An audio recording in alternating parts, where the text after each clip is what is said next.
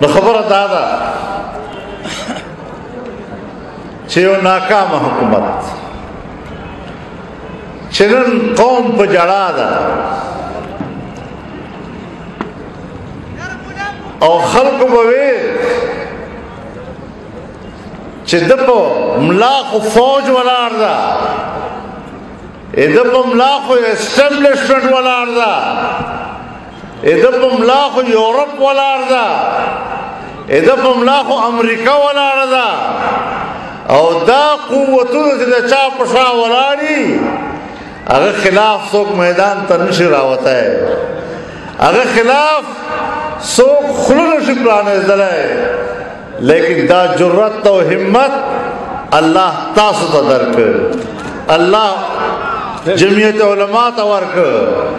چې دا قوم رايوځای کړ میدان ته راووتلو